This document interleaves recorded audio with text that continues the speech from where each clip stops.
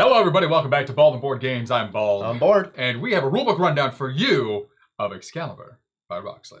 Yes, very simple game for unboxing purposes. Check out that video. It's super small, super quick. Very innovative because, yes, there are swords. They're legit metal swords, so disclaimer. They're not legit. That is legit metal. No, it's not a legit stabbing metal sword, but it's a legit metal sword. My verbiage was accurately stated.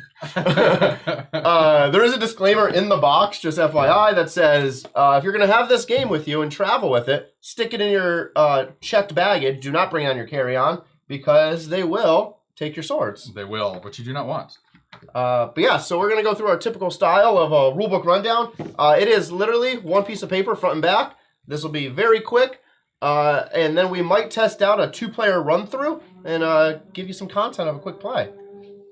But yes, here we go. Holy King. Just take it and just... No, no. Not my eye. Right in my eye. All right, so Excalibur. First setup, we have this little crown. The crown is your first player token. So that will get assigned to whoever's your first player. Determine how you wish. I'll take it.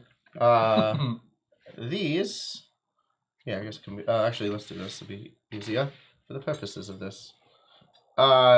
Step 2 is find the 2 specialty chips. One is called the Excalibur. One is called the Cursed Blade. Set them in front of the first player, not in the middle of the table. No. So they can see. No, I know, but you're going to need the space for something else in a second. No, we'll zoom out. So you can see. That's in front of first player. All right. Take all of the other chips. Just say face down or face up? Oh, in front, face up for now. Okay. It'll go face down in a minute. Okay. Take all of the other chips, and these will all get put out in Avalon. Avalon is the center of your table playing area.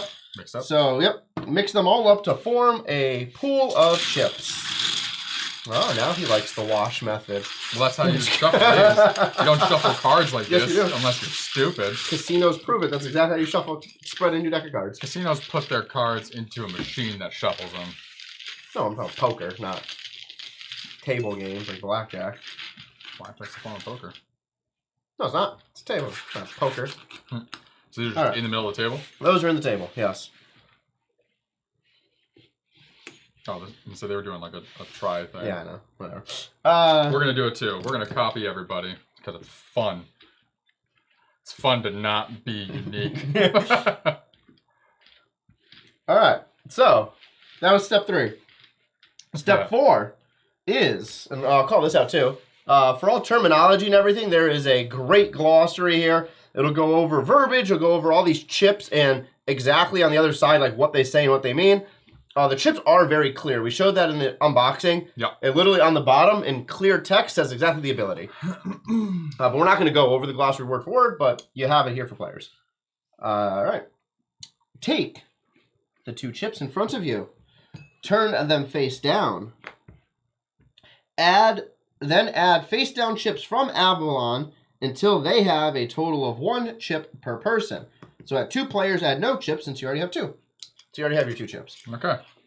So other than that, you would be added like grabbing random ones from Avalon. If you're playing 4, take like 1 here and take that. Exactly. Okay. Mix up the face down chips and deal 1 to each player. These are their starting chips.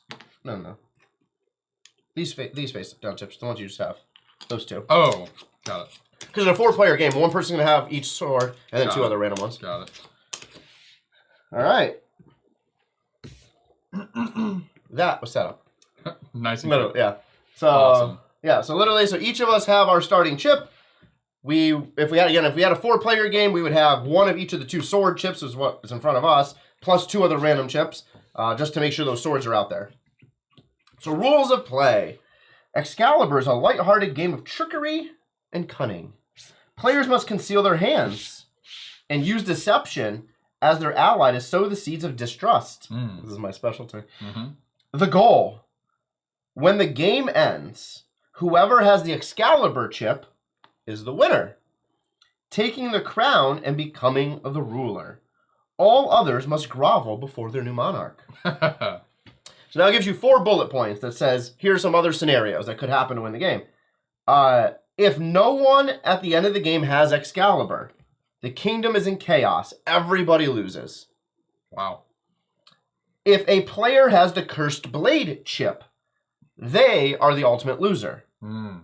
If a player holds both Excalibur and the Cursed Blade, then every other player wins the game, except that player. That's called a tainted win. And then it says also a few chip abilities could alter these win conditions. So similar to any other game, if the chip says something that overrules the rules, follow the chip. Cool. All right. Now, how do you play? Each game is played over several rounds until the chips in Avalon are nearly gone. Each round has 5 steps. Step 1. Draw.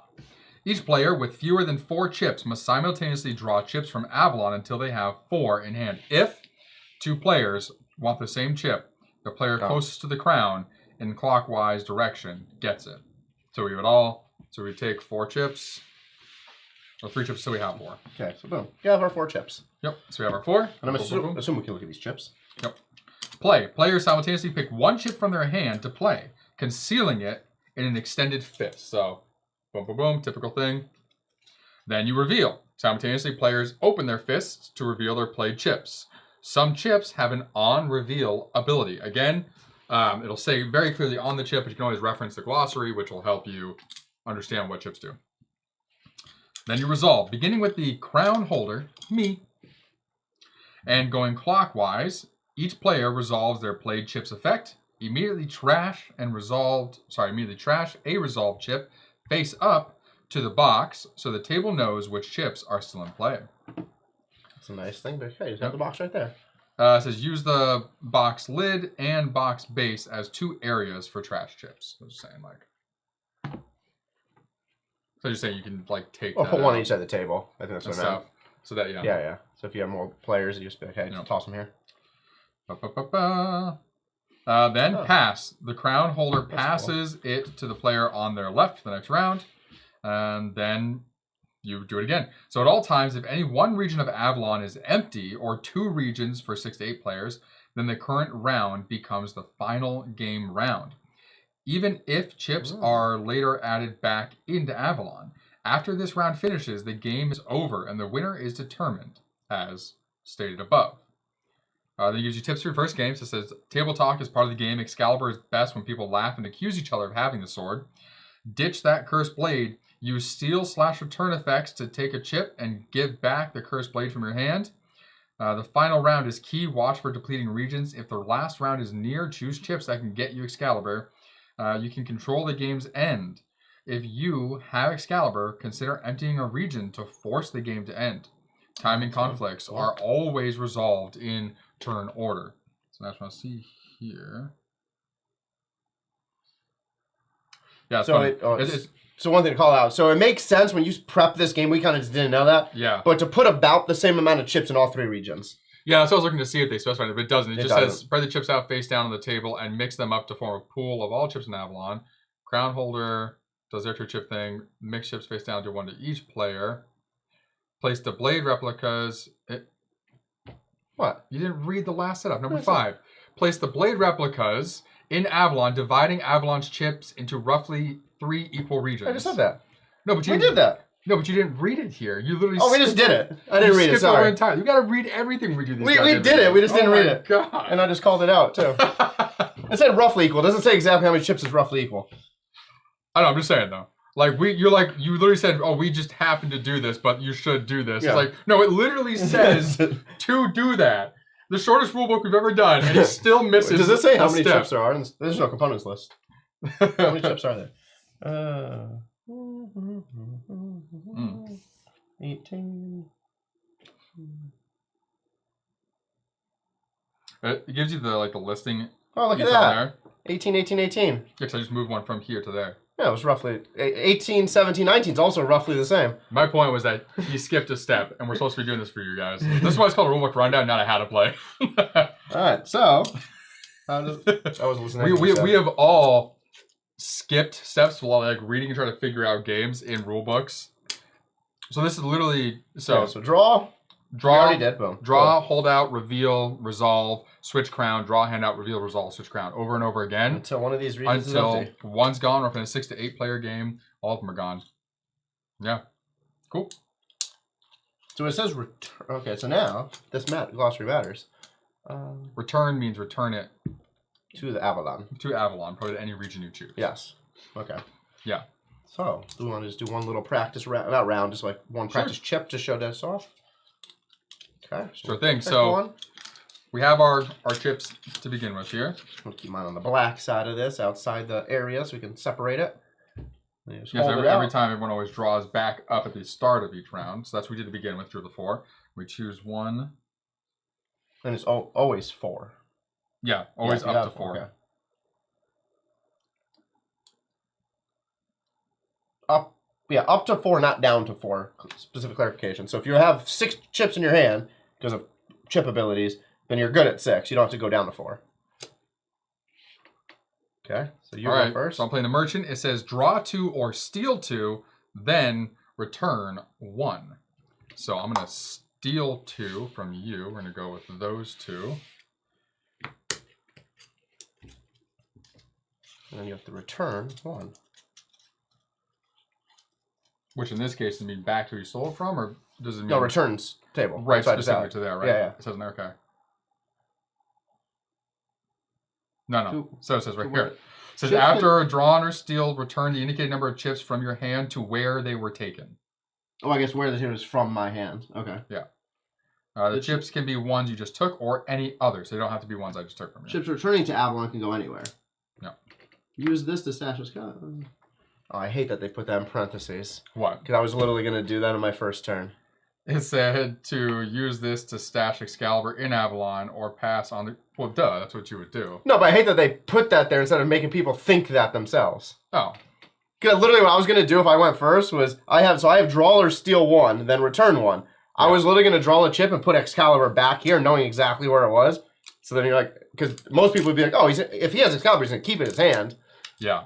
So then, okay, so I'm going to draw a chip, and I look at it. Oh, this chip is the one we just used. And then I got to put a chip somewhere, so we put that one over there. Where's the chip you played? There. Oh. Put it in my discard. Got it. Okay. Yeah. So we go back and forth until one of these is empty. And then this would pass. And then to determine the winner. Boom, boom, boom. And so right now, if the game had ended, I have Excalibur, so I would win. But I gave him... Where'd you put it over here?